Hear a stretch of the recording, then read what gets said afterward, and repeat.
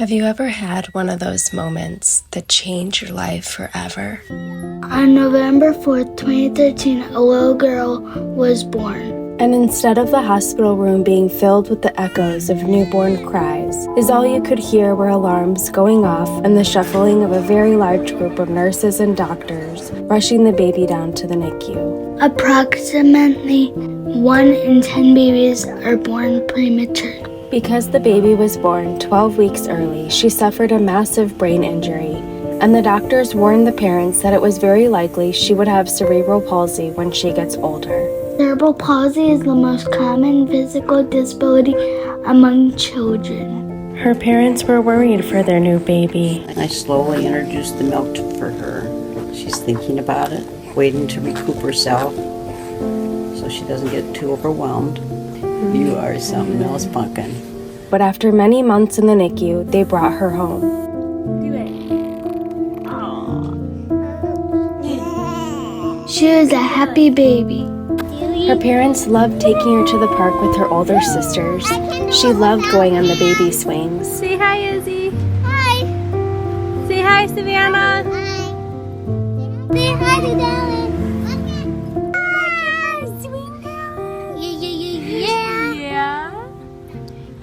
Your first swing? Her mom and dad noticed she couldn't run around like the other toddlers. She didn't climb, and sitting was even very hard. The doctor's warning came true. At 2 years old, the little girl was diagnosed with spastic quadriplegia cerebral palsy. I make a tower. There are nearly 240 million children in the world that have a disability. The little girl got her first wheelchair at the age of 3, and for the first time, she got to explore her surroundings like the other kids. Did you know about 2.5 billion people in the world need assistive devices? She loved her wheelchair so much when she was 7, she asked her mom if she could make a video to show people all about her wheelchair. My name is Dallas, and I'm 7 years old. I have cerebral palsy, and welcome to my channel. Today I'm showing you all about my wheelchair. These are the stickers. Although her wheelchair gave her freedom her legs couldn't give her, there was one place she really wished her wheelchair could go. The playground. She couldn't climb the stairs to get to the jungle gym where all the other kids gathered around. The swings did not have enough support. The mulch made it difficult for her to drive her wheelchair.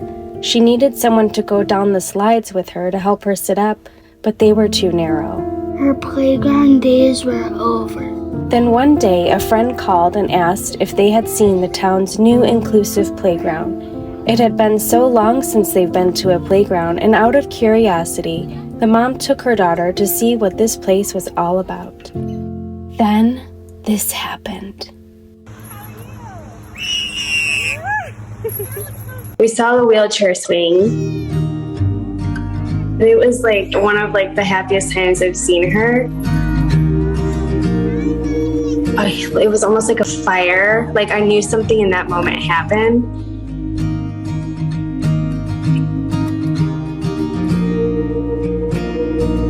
I get emotional talking about it. When you have one of those moments in life when something changed.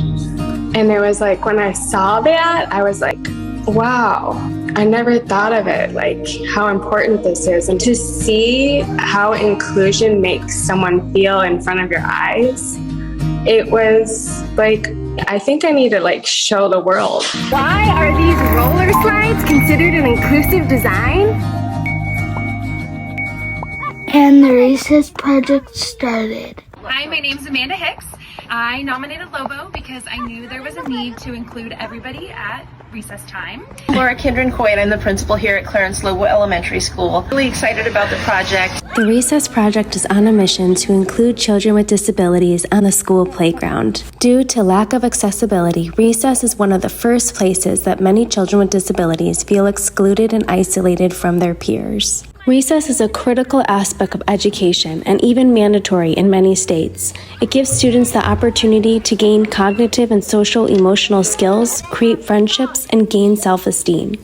Inclusive playgrounds are not commonly built in communities and almost impossible to find on any school grounds. But we can create a more inclusive world. For this mission, we needed the best team for the job. There's Kayla, a former special education teacher, now disability inclusive author.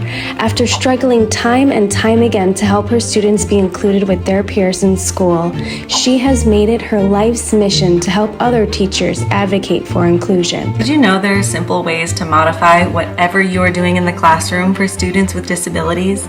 Next is Natalie. And you better buckle up for this one, guys. She is a hilarious, artistic, and educational disabled content creator loved by thousands. She enjoys showing the world exactly what it's like to be an adult with a disability. Join the movement. Go to the website, therecessproject.org. Once a child herself, she was excluded due to lack of accessibility. Having experienced isolation at recess, she is passionate about making sure all children are included. Hi everyone, this is Markeisha with MarkeishaHall.com. Meet Markeisha. She is another former special education teacher. She adopted her son with autism in 2018 and is an amazing advocate for him. She's what I call the queen of IEPs, or individualized education plans. Let's chat about how you can have a better IEP for your child. She uses her knowledge of IEPs to provide coaching services to parents so they can take the lead in their child's educational roadmap and create a more inclusive education for kids with disabilities. Meet Valerie. With a degree in marketing and former Mrs. Wisconsin American, this powerhouse is a huge catalyst for change. When her daughter came home one day wishing her school playground was accessible for her, Valerie not only made it happen in her own daughter's school, but changed playground accessibility for the entire school district. Now Valerie advocates and spreads awareness of the federal ADA laws that all playgrounds are to be inclusive since 2010. It's the largest minority that we are all going to be a part of someday, so we should be making everything inclusive. Finally, Wes. Wes was born with a disability known as arthrogryposis. He is an entrepreneur and owns a disability-inclusive clothing brand. Very importantly, he has been a fierce advocate for disabled children's rights and privacy for many years. His passion to help give disabled children the childhood we all deserve makes him an integral part of the Recess Project. Inclusion is intentional. It's about identifying and removing barriers so that everyone can participate to the best of their ability. Our mission is to give school playgrounds positive sensory experiences for children with autism.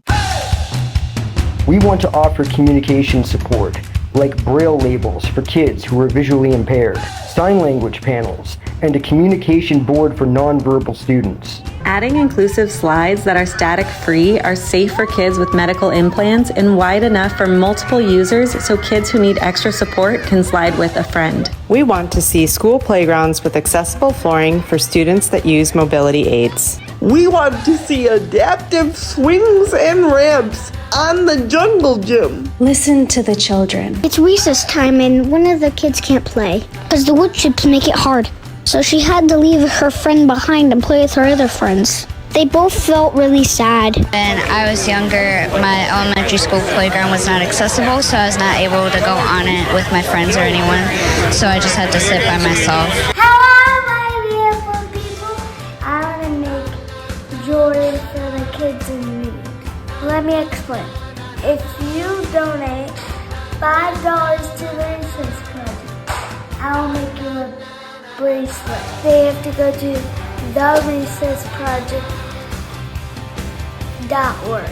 Let me for the Recess Project! They want this too. So now I'm really excited that they're making a playground for kids with all abilities. With roughly 7.3 million school-aged children with disabilities in the U.S., we need your help to provide an inclusive recess. Will you join us for change? Because inclusion is the right thing to do.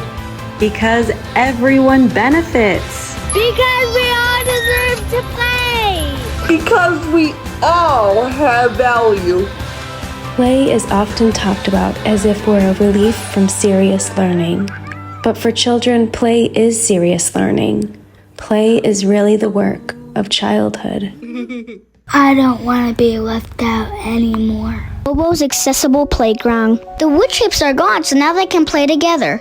There's ramps so the other friend can get up things. And there's a brand new swing that the other friend can now play on. What a fun recess they had playing together. And everyone was very happy.